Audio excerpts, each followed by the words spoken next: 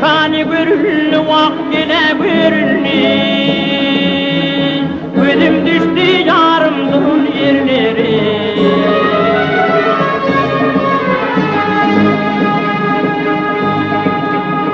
Yarın bağı gülistanı görüllü vak canım görülni. Gözüm düştü tonandın yerleri.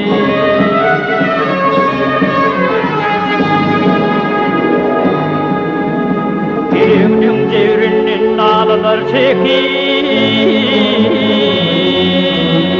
kara gözün yaşını dürkümün öpüp hey hey hey yarından ayrılıp deryana bakıp bak deryana bakıp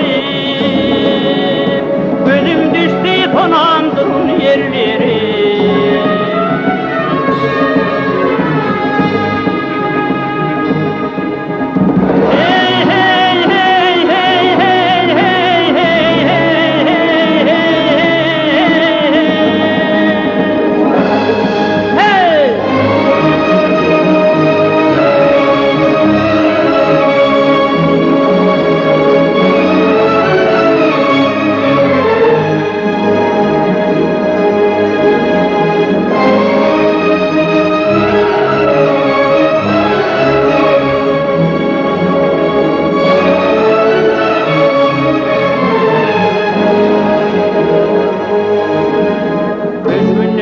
Deyip darın ağan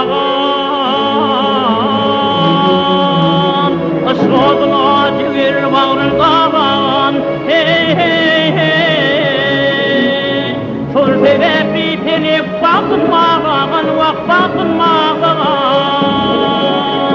Gözüm düştü tonandırın yerleri Gözüm düştü tonandırın yerleri Vak gelin yerleri. Ah